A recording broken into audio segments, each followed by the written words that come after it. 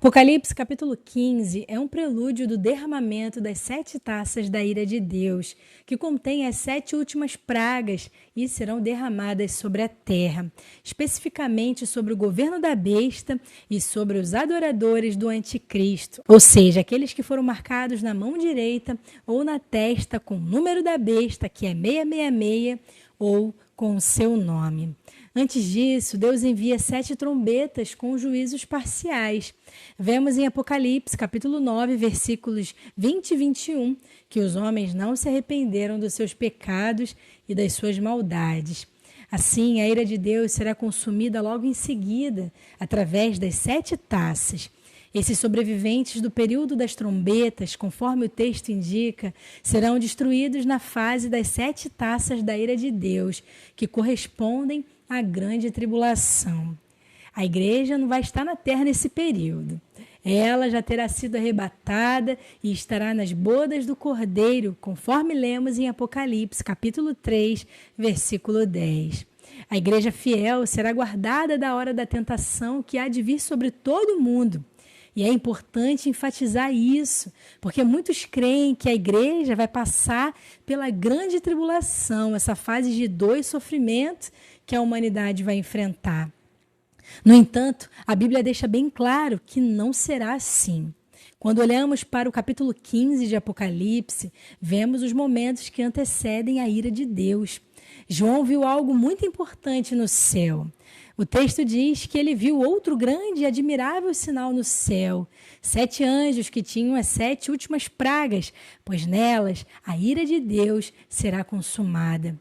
E isso mostra que Deus está irado no seu trono, indignado com o que a besta e o anticristo estará fazendo. O anticristo encantará o planeta Terra e fará um acordo com muitos por 7 anos.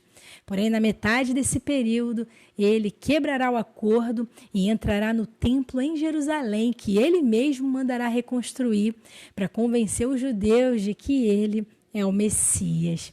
Ele cessará os sacrifícios que serão realizados e exigirá adoração. Além disso, fará com que todos os que forem marcados o adorem.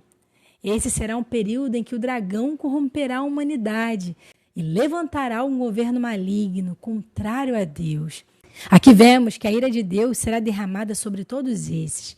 Depois disso, João viu um mar de vidro misturado com fogo. Mas o que isso significa?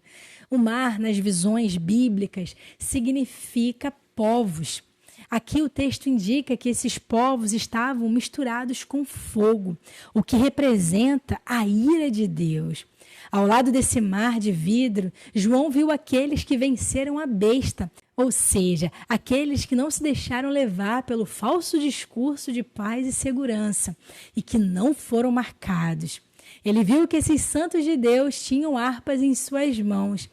Essas harpas representam o louvor que eles prestarão a Deus nesse período. O texto diz que eles cantavam o cântico de Moisés, servo de Deus, e o cântico do Cordeiro. Eles proclamavam: grandes e maravilhosas são as tuas obras, Senhor Deus Todo-Poderoso. Justos e verdadeiros são os teus caminhos, ó Rei dos santos. Quem não te temerá, Senhor, e não glorificará o teu nome? Pois só tu és santo. E por isso todas as nações virão e se prostrarão diante de ti, porque os teus juízos são manifestos. Além de declararem as grandezas de Deus, eles afirmaram que a ira de Deus seria consumada sobre a terra. Depois disso, João olhou e viu que o templo do céu, o templo do tabernáculo do testemunho, se abriu. Mas o que isso significa? Esse lugar é onde Cristo continua exercendo o seu serviço sacerdotal. Como sumo sacerdote, ele recebe as orações dos santos e intercede junto ao Pai por aqueles que se achegam a ele, ou seja, aqueles que desejam se aproximar de Deus. Nesse momento, João viu que o templo do céu se abriu. Os 7 anjos que tinham as 7 pragas da ira de Deus saíram do templo. Ou seja, eles saíram em resposta de Deus para agirem sobre o planeta Terra. Esses anjos eram vestidos de linho puro e resplandecente e cingidos com cintos de ouro pelo peito. E isso nos mostra que eles estão completamente preparados para essa fase. Então, dos 4 seres viventes que aguardam no trono de Deus, entregam aos 7 anjos com taças de ouro cheias da ira de Deus, que vive para todo sempre. Em seguida, o templo se encheu com a fumaça da glória de Deus e do seu poder, e ninguém mais podia entrar no templo, até que as 7 pragas dos 7 anjos fossem consumadas. Isso significa que o período da intercessão e de colheita das orações dos santos, o tempo da misericórdia e da graça, terá um fim temporário. Nesse período, Deus manifestará sua ira de forma definitiva, sem misericórdia, sem mistura, sem arrependimento e sem perdão. O templo do Senhor permanecerá fechado durante essa fase. E o capítulo 15 de Apocalipse trata sobre esses momentos que antecedem a grande tribulação. O período em que o planeta Terra vai sofrer as consequências de ter escolhido adorar o dragão, seguir o anticristo e acreditar no falso profeta. Esse falso profeta, ele vai trabalhar muito para convencer as pessoas de que a primeira besta é o Salvador do mundo, que vai apresentar soluções para os problemas que o mundo vai estar vivendo, oferecendo uma falsa paz e uma falsa segurança. Muitos acabarão por cair nesse engano. E, concluindo essa reflexão, eu quero enfatizar que precisamos estar bem atentos aos sinais que o Senhor emite sobre a terra. Tudo o que está acontecendo já aponta para esses últimos dias.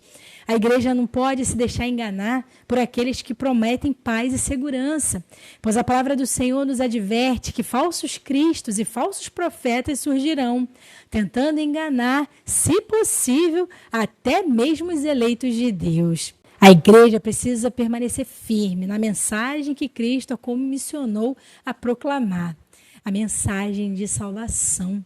Enquanto a porta da graça estiver aberta, a igreja deve se manter focada no Evangelho e não promover governos com paz e justiça terrena que não podem vir de homens, mas apenas de Deus.